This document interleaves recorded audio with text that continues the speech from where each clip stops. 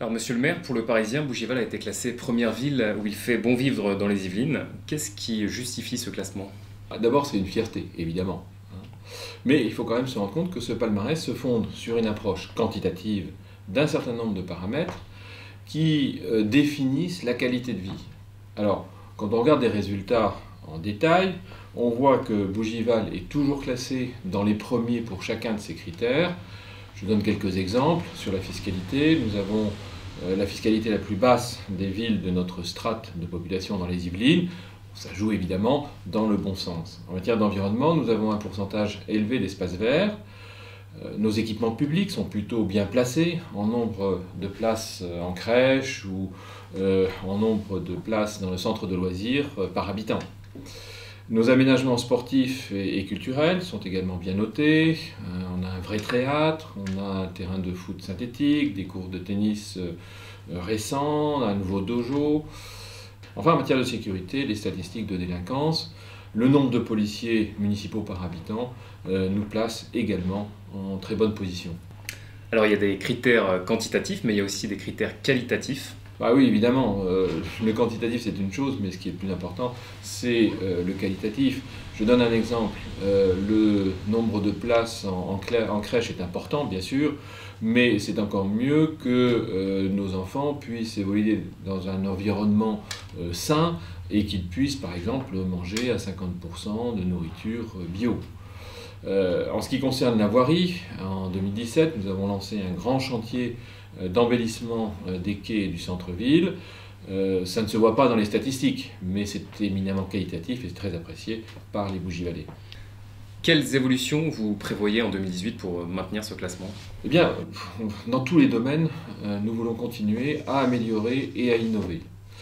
De très bonnes nouvelles d'abord. Dans les transports, à partir du 4e trimestre 2018, sur la ligne L, la ligne SNCF, eh bien, nous aurons de nouvelles rames, ce qui nous permettra de gagner en efficacité et en fiabilité. Concernant la ligne de bus 17, qui va du RER à la Celle-Saint-Cloud, cette ligne, à partir du mois d'avril, sera étendue jusqu'à l'hôpital Mignot et jusqu'à Parly 2. À l'hôpital Mignot, vous avez de nombreux départs de bus vers différentes directions, notamment vers Versailles, qui permettra de réduire considérablement le temps des usagers pour aller à Versailles. En matière de sécurité, avec l'aide de Versailles Grand Parc, avec la concertation que nous avons avec la police nationale, nous allons déployer la vidéoprotection, donc toutes les caméras sur la ville. Nous allons bien sûr terminer la rénovation de l'école Jérôme et de l'extension du centre de loisirs. La ville va être entièrement raccordée à la fibre optique. Nous allons poursuivre l'embellissement du centre-ville, démarré en 2017, et mesure très attendue par les commerçants du centre-ville, nous allons remplacer le stationnement payant par la mise en place dès le 1er janvier d'une zone bleue.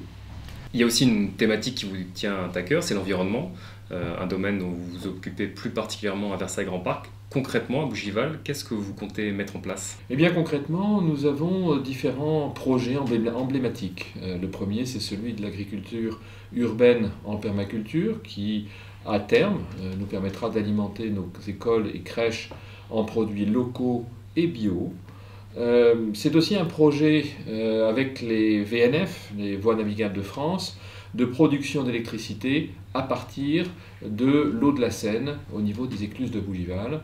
Et enfin, un projet bien sûr qui a recueilli un large soutien de la population, c'est l'achat, la participation financière de la ville à l'achat de vélos électriques. Nous allons bien sûr continuer en 2018. Monsieur le maire, beaucoup de Bougivalais vous ont vu vous investir dans le projet de sauvegarde de la maison de Georges Bizet. Aujourd'hui, qu'en est-il du projet culturel et touristique de la ville? C'est avec une très grande satisfaction que je peux vous annoncer aujourd'hui que la maison de Bizet est sauvée et qu'ainsi nous avons rempli le premier objectif de notre projet culturel et touristique. Alors, ce qui est aussi une très grande satisfaction, c'est que ce projet bénéficie d'un large soutien du conseil départemental des Yvelines, de la région Île-de-France, mais aussi du ministère de la Culture, et donc nous attendons d'autres financements de fondations.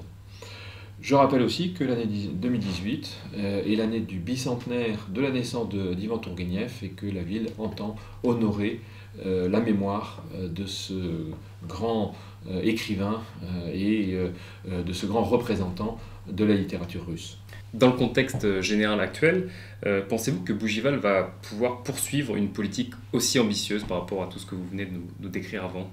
Oui, vous savez, pour moi, l'idée maîtresse est d'être extrêmement créatif en matière de recherche de financement et d'être très prudent en matière de dépenses de fonctionnement. De cette façon, nous pourrons continuer de financer l'ensemble des autres investissements sans augmenter la fiscalité, ni avoir recours à l'emprunt. Et en fait, au total, quand on regarde l'ensemble des investissements sur 6 ans pour rénover notre ville, nous aurons quand même dépensé 21 millions d'euros, ce qui est exceptionnel. Alors, vous avez dit créatif, cela m'amène à vous poser une question sur le plan local d'urbanisme, le PLU, qui a été annulé. Qu'est-ce que vous pouvez nous en dire aujourd'hui de ce PLU? Vous avez raison, il faut être créatif quand on a ce type de décision. Eh bien, c'est à nous de transformer cette annulation en opportunité pour la ville. Et je souhaite lancer en 2018 une large consultation dont les modalités restent à définir et dont le slogan sera « Dessinons ensemble notre ville de demain ». Reconstruire le PLU, c'est l'occasion de réfléchir ensemble, élus, habitants de Bougival, associations bien sûr, sur le devenir de notre cité en prenant en compte tous les paramètres qui s'imposent à nous, notamment les obligations de densification imposées par l'État, notre volonté à tous de préserver notre environnement exceptionnel et bien sûr nous devons intégrer nos projets de développement culturel et touristique dans notre territoire de façon harmonieuse. Alors l'année 2018 comme 2017 va encore être une année de grands changements pour Bougival, qui va s'embellir, dont la notoriété va croître tout en préservant sa qualité de ville. Quel message vous souhaitez adresser à chaque Bougivalais qui vous regarde en ce début d'année? En cette période de début d'année, évidemment, je ne peux que souhaiter aux Bougivalais, à leurs familles, beaucoup de réussite, la santé, bien sûr, et j'aurais une pensée particulière pour les personnes en difficulté, pour les personnes seules, pour les personnes qui ont besoin d'être entourées, et c'est important pour nous. Ça fait aussi partie de notre ADN de Bougivalais, et donc à tous je souhaite une excellente année.